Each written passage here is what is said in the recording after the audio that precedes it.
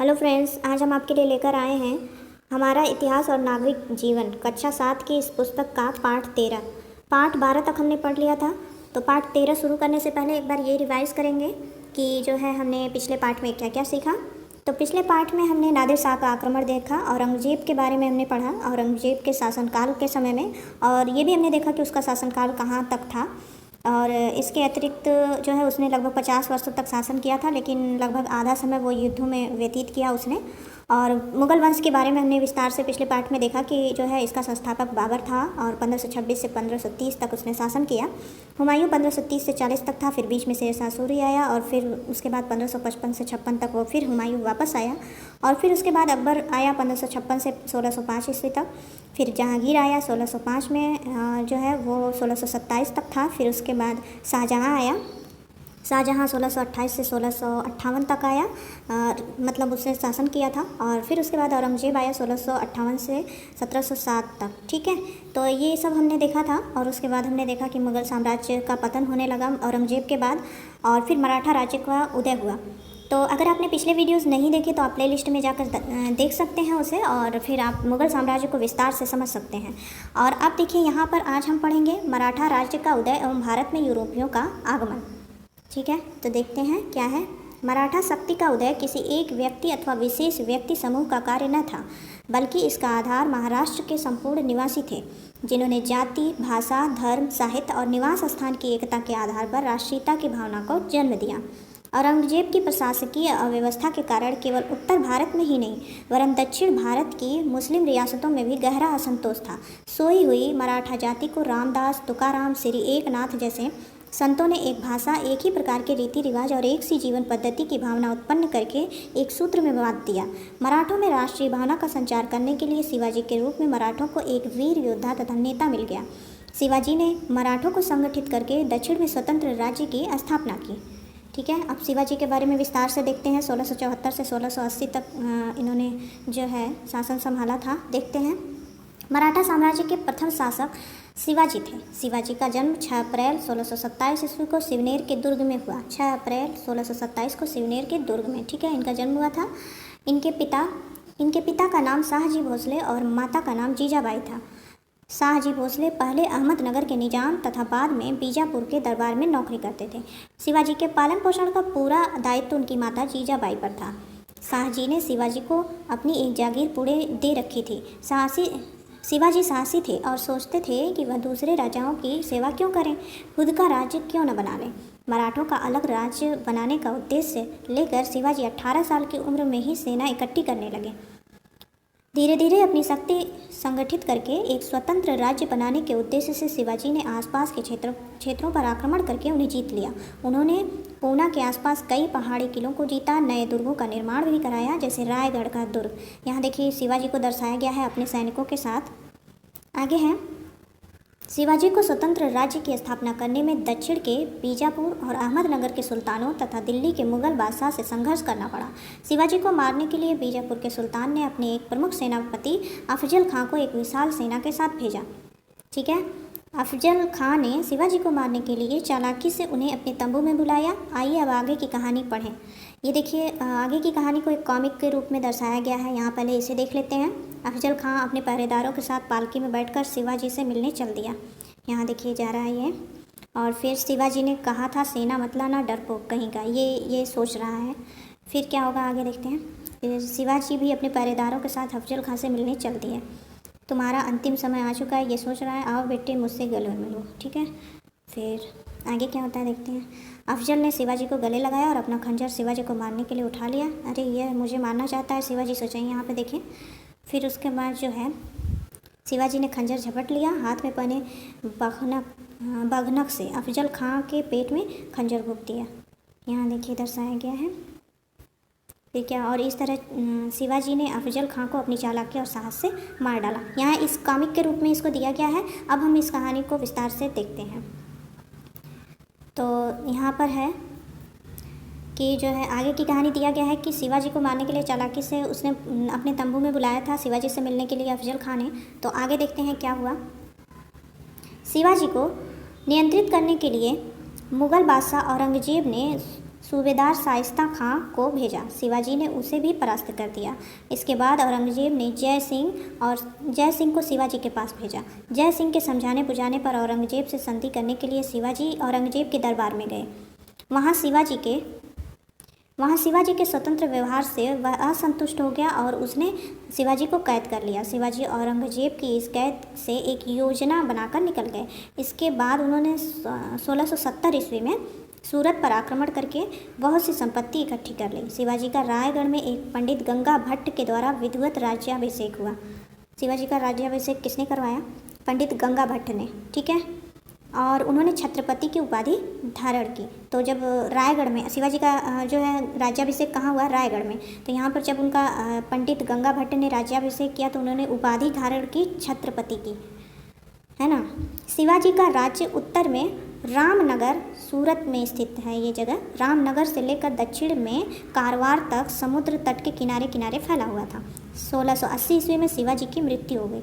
आगे हम जो है इनके साम्राज्य को चित्र के माध्यम से भी देखेंगे। अभी शिवाजी का शासन प्रबंध समझते हैं कैसे था, कैसे वो शासन करते थे। शिवाजी एक कुशल सैनिक, योग्य सेनापति तथा लोकप्रिय शासक थे। शिवाजी ने अपनी योग्यता के आधार पर मराठों को संगठित किया तथा दक्षिण की राजनीतिक सोच के चलते पृथक मराठा राज्य की स्थापना की। शिवाजी ने अपने राज्य की व्यवस्था के लिए 8 मंत्री नियुक्त किए। इन्हें अष्टप्रधान कहा जाता था, ठीक है।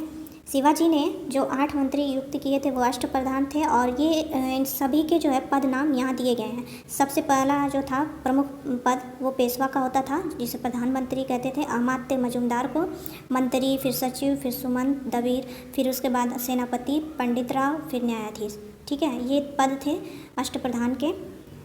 आगे है प्रत्येक मंत्री सीधे राजा के प्रति उत्तरदायी था। पेशवा का पद सबसे महत्वपूर्ण होता था। पेशवा का पद सबसे महत्वपूर्ण, अष्टप्रधान में पेशवा का पद जो है वो महत्वपूर्ण होता था। वित्त व्यवस्था व सामान्य प्रशासन पेशवा ही देखता था। साम्राज्य की सुरक्षा और विस्तार के लिए शिवाजी ने एक नियमित और अस्थायी अनुशासित सेना की व्यवस्था की। उन्हें नगद वेतन दिया जाता था। उन्होंने एक बड़ा जहाजी बेड़ा भी बनाया। मराठा राज्य की आय का प्रमुख स्रोत भूमि पर लगने वाला कर था। इसके अतिरिक्त शिवाजी ने अपने राज्य के पड़ोस के मुगल क्षेत्रों से ये आय का चौथा हिस्सा होता था और सरदेशमुखी आय का 10वां हिस्सा, ये दोनों कर जो है वसूलना प्रारंभ किया। शिवाजी ने अपने राज्य के जो हिस्से थे उससे अलग, जो पड़ोस के मुगल क्षेत्र थे उससे जो है चौथ और सरदेशमुखी, ये 2 कर जो है वसूलने स्टार्ट किए। आगे देखते हैं। आगे देखिए, ये मराठों का साम्राज्य दर्शाया गया है चित्र में और ये शिवाजी का जो है ग्रे कलर से जो है यहाँ पर आप भली भांति देख सकते हैं शिवाजी के साम्राज्य को। यहाँ ये जो किनारे किनारे फैला हुआ है ये भी है थोड़ा थोड़ा, ये सब दर्शाया गया है, ठीक है। आप इसे पॉज करके देख सकते हैं, समझ सकते हैं, ठीक है। आगे बढ़ते हैं। मुगल क्षेत्रों पर आक्रमण कर धन लूटा। जैसे शिवाजी की बात हो रही है, उनके शासन प्रबंध की बात हो रही है, ठीक है। मुगल क्षेत्रों पर आक्रमण कर धन लूटा। जैसे सूरत बंदरगाह पर शिवाजी ने मराठा जाति को एकता के सूत्र में बांधकर मराठा राज्य को एक शक्तिशाली राज्य बनाया। शिवाजी के साथ स्थापित राज्य लंबे समय तक नहीं टिका रह सका। 18वीं सदी में मराठे भारत की एक प्रमुख शक्ति बने रहे। शिवाजी के उत्तराधिकारी अब इन्हीं के समय कमज़ोर हो गया। फिर देखते हैं इन्होंने कैसे शासन किया शिवाजी के उत्तराधिकारियों ने। शिवाजी ने अष्टप्रधान मंत्रिपरिषद में पेशवा यानी प्रधानमंत्री को सर्वोच्च स्थान प्राप्त था। शिवाजी के अष्टप्रधान में शिवाजी के पौत्र साहू ने एक ब्राह्मण बालाजी विश्वनाथ को अपना पेशवा नियुक्त किया। साहू अकर्मण्य शासक था, ठीक है। बालाजी विश्वनाथ ने अपनी योग्यता एवं कुशलता से मराठा शासन को सुदृढ़ बनाया। उसने मुगल शासक मोहम्मद शाह रंगीला से दक्षिण इलाकों से चौथ व सरदेशमुखी कर वसूलने का अधिकार प्राप्त किया। उसने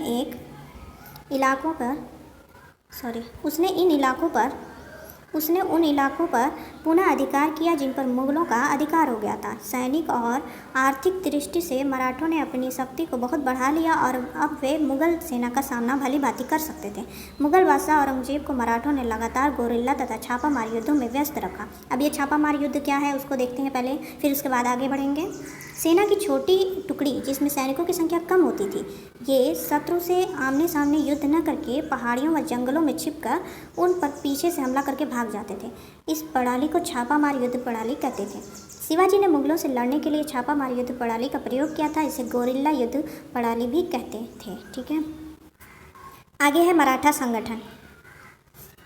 देखते हैं क्या है। बालाजी विश्वनाथ की मृत्यु के बाद उनका पुत्र बाजीराव प्रथम पेशवा बना। इस प्रकार पेशवा पद के वंशानुगत होने की परंपरा प्रारंभ हुई। बाजीराव प्रथम एक कुशल सेनापति, महत्वाकांक्षी तथा उच्च कोटि का कूटनीतिज्ञ था। उसने मालवा एवं गुजरात पर आधिपत्य स्थापित करके मराठा साम्राज्य का विस्तार किया। ये किसकी बात हो रही है? बाजीराव प्रथम की। ठीक है, अब आगे है।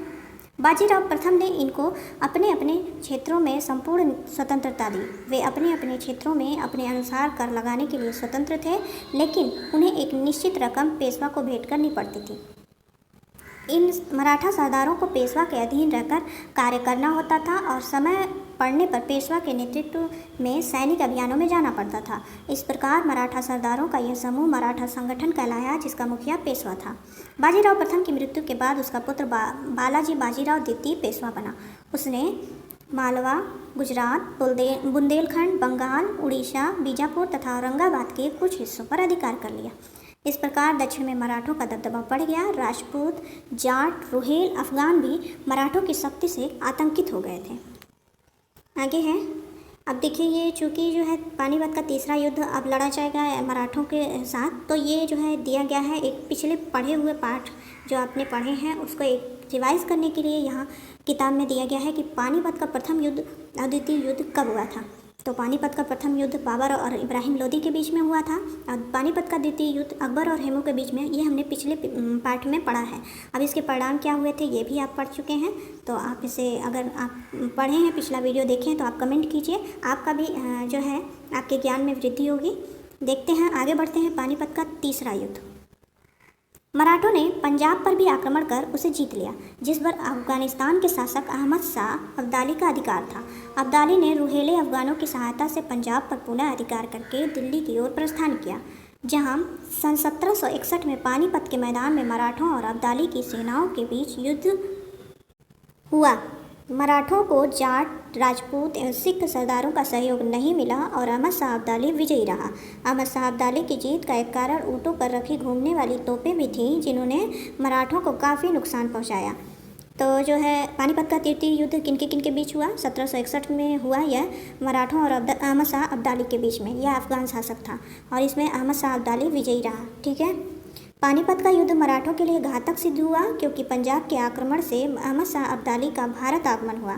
इस युद्ध में पहली बार मराठों ने छापामार युद्ध पद्धति के स्थान पर खुले रूप में मैदान में युद्ध के तरीकों को अपनाया, जिसके वे अभ्यस्त नहीं थे। अतः युद्ध में उच्च कोटि के मराठी सैनिकों को अपनी जान से हाथ धोना पड़ा। मराठों के पतन से अंग्रेजों को भी साम्राज्य विस्तार का सुअवसर प्राप्त हुआ। तो ये था जो है मराठों की पतन का कारण यहाँ पर दिया गया है। अब आगे है 18वीं शताब्दी में भारत की स्थिति कैसी थी, देखते हैं। 18वीं शताब्दी के आरंभ में भारत के विभिन्न भागों में देशी और विदेशी शक्तियों के अनेक छोटे बड़े राज्य स्थापित होने लगे थे। बंगाल, अवध और दक्षिण आदि प्रदेशों ने भी अपनी स्वतंत्रता स्थापित कर ली थी और भारत के उत्तर पश्चिम की ओर से विदेशी आक्रमण होने लगे। सन 1739 में नादिर शाह के आक्रमण ने कमज़ोर मुगल साम्राज्य की जड़ें हिला दी थी। नादिर शाह का आक्रमण 1739 ईस्वी में हुआ था, ये हमने पीछे पाठ में भी पढ़ा था। और सन 1761 में अहमद शाह अब्दाली के आक्रमण ने मराठों के अस्तित्व को लगभग समाप्त ही कर दिया। इस समय कोई एक ऐसी शक्ति नहीं थी जो विशाल भारत को एकजुट रख सकती। मुगलों के पतन, मराठों की हार तथा छोटे छोटे राज्यों के आपस की लड़ाई ने यूरोपीय कंपनियों को शीघ्र ही सर्वश्रेष्ठ बना दिया। विदेशी व्यापारी कंपनियों ने भारत की राजनीति में हस्तक्षेप करना प्रारंभ कर दिया। यहाँ क्वेश्चन दिया गया है, किस मुगल शासक ने विदेशी कंपनियों को भारत में व्यापार करने की इजाज़त दी थी? तो ये हमने पीछे पार्ट में पढ़ा। सबसे पहले जहांगीर ने किया था ये। आप उस पार्ट में देखेंगे तो आपको उत्तर मिल जाएगा। इस समय तक कौन कौन सी विदेशी कंपनियां भारत आ चुकी थी, इसको भी पीछे वीडियोज़ में बताया गया है। कौन कौन सी कंपनी आई थी, और इसको आप कक्षा 8 की हिस्ट्री में भी पढ़ सकते हैं। अब हम देखते हैं, आगे बढ़ते हैं। यहाँ पर जिस समय यूरोप में पुनर्जागरण आंदोलन जोर पकड़ रहा था, भारतीय समाज लोकवाद और भक्तिवाद के गहरे सागर में डूबा हुआ था। वह दूसरे देशों में हो रहे विकासों को नज़रअंदाज कर रहा था। मुगल सम्राट एवं उच्च वर्ग करोड़ों रुपए ऐश्वर्य सामग्री बनाने व जुटाने में खर्च कर देते थे। उन्होंने घरेलू औद्योगिक व्यापार को सुदृढ़ बनाने की बजाय विदेशों से भोग विलास की वस्तुएं मंगवाना उचित समझा। जहाँ यूरोप में किताबें मुद्रणालय में छपती थीं, भारत में किताबें अभी तक हाथों से लिखी जाती थीं। जिसका उदाहरण हमें बाबरनामा एवं अकबरनामा जैसी हस्तलिखित पुस्तकों से मिलता है। ठीक है, तो यूरोप तो बहुत आगे निकल गया था, वहाँ किताबें छपने लगी थी और भारत में अभी भी हाथों से किताबें लिखी जाती थी। उधर यूरोप में जहाँ प्रौद्योगिकी का विकास हो रहा था तथा लड़ाई के नए नए हथियार, बंदूक, हल्की तोपें आदि का निर्माण हो रहा था, भारतीय अभी भी पैदल सेना, हाथी, तलवार, भालों तथा भारी भरकम तोपों का इस्तेमाल कर रहे थे। तो ये सब कारण थे भारतीयों के पिछड़ने के। यहाँ पर आप देख सकते हैं मुद्रणालय में किताब छापते हुए यहाँ दर्शाया गया है। ठीक है, प्रिंटिंग कर रहे हैं यहाँ पर। और यहाँ पर आप देख सकते हैं 16वीं शताब्दी तक इस तरह के यंत्र यूरोप में बन चुके थे, जिसके आधार पर यूरोपीय नाविक देश विदेश की यात्रा करने में सफल रहे थे। इस तरह के यंत्रों के बारे में हम कक्षा 8 की पुस्तक के पार्ट 1 में हम बता चुके हैं। आप वो वीडियो प्लेलिस्ट में जाकर देख सकते हैं, हिस्ट्री क्लास 8 की इतिहास। आगे है, यद्यपि 18वीं शताब्दी में भारत में व्यापार और वस्तु निर्माण का विस्तार होता रहा, परंतु यूरोप की तुलना में भारत न केवल विज्ञान और प्रौद्योगिकी के क्षेत्र में बल्कि अन्य मामलों में भी पिछड़ा ही रहा। उदाहरण के लिए माल का ज़्यादातर निर्माण छोटे पैमाने पर ही किया जाता रहा, मशीनों का कोई इस्तेमाल नहीं किया गया और कारीगर सरल से सरल औजारों से ही कार्य करते रहे। नतीजा यह हुआ कि कोई भी कारीगर चाहे कितना ही कुशल क्यों न रहा हो, उसकी उत्पादक क्षमता निम्न कोटि की ही रही। पश्चिम की तरह यहाँ के कारीगर तरक्की करके व्यापारी और उद्यमी नहीं बन सके। इसके अलावा दुनिया में यूरोपीय नाविक नए नए देशों की खोज कर रहे थे तथा भारत में विदेशी यात्री व विदेशी व्यापारी आ रहे थे। शक्तिशाली मुगल भारतीय नौसेना को सुदृढ़ बनाने के बजाय यूरोपीय जहाज़ों पर निर्भर रहे। उधर यूरोपीय देशों ने शक्तिशाली नौसेना तथा सुसंगठित व्यापारी बेड़े के कारण भारत के साथ व्यापारिक संबंध बनाए तथा इसका उन्होंने भरपूर लाभ उठाया। अब यहाँ पर आप देख सकते हैं चित्र के माध्यम से दर्शाया गया है। कारखाने में तोप का निर्माण यहाँ हो रहा है, यूरोपीय सैनिकों द्वारा यहाँ बंदूक का इस्तेमाल हो रहा है। कारखाने में काम करते हुए लोग और यहाँ जो है विदेशी सुसंगठित व्यापारी बेड़े को दर्शाया गया है। तो भारत यहाँ से पिछड़ता चला गया और अंग्रेज आते चले गए, तो उसके बारे में दर्शाया गया है। आगे देखते हैं, मुगलों ने विदेशी व्यापार के महत्व को समझ लिया था, इस कारण उन्होंने यूरोपीय व्यापारिक कंपनियों को संरक्षण व प्रोत्साहन प्रदान किया। राष्ट्र के आर्थिक विकास में वे नौसेना के महत्व को नहीं समझ सके। इस कारण भारतीय व्यापारी एवं निर्माता शक्तिशाली नौसेना तथा सुसंगठित व्यापारी बेड़े के अभाव में विदेशों से होने वाले व्यापार के मुनाफे का अधिक लाभ नहीं उठा सके। इस प्रकार विज्ञान एवं तकनीकी के क्षेत्र में भारत अन्य देशों से पिछड़ता गया। मुगल शासक वर्ग ने उन्हीं बातों में दिलचस्पी रखी जो उनके तात्कालिक महत्व तथा विलास की थी। भविष्य को निर्धारित करने वाली बातों के प्रति उनकी कोई रुचि नहीं थी। इसके दूरगामी परिणाम हुए और भारत आने वाले 200 वर्षों तक विदेशी ताकतों की जंजीरों में जकड़ा रहा। यहाँ देखिए सूत काटने के कारखाने को दर्शाया गया है, कैसे काम करते थे।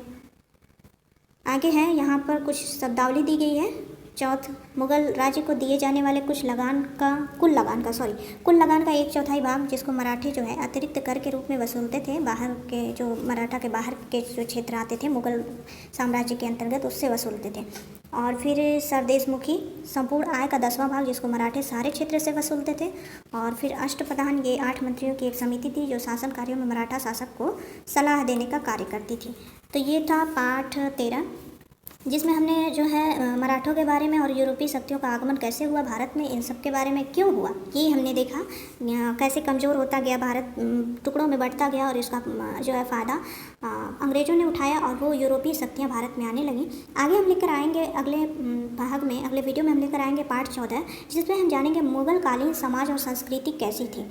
तो उसमें हम देखेंगे कि कौन कौन से किलों का निर्माण और कौन कौन से स्थापत्य कला का निर्माण में उन्होंने कौन कौन सी चीज़ों का निर्माण करवाया मुगलों ने, और उनके समय में चित्रकारी कैसी थी ये भी हम देखेंगे। और बहुत कुछ उनके समय का साहित्य भी जानेंगे, संगीत, यातायात, व्यापार मुगलों के समय कैसे होता था, इन सब के बारे में हम देखेंगे। तो उसके लिए प्लीज़ चैनल को सब्सक्राइब करें, वीडियो को लाइक करें। Thank you.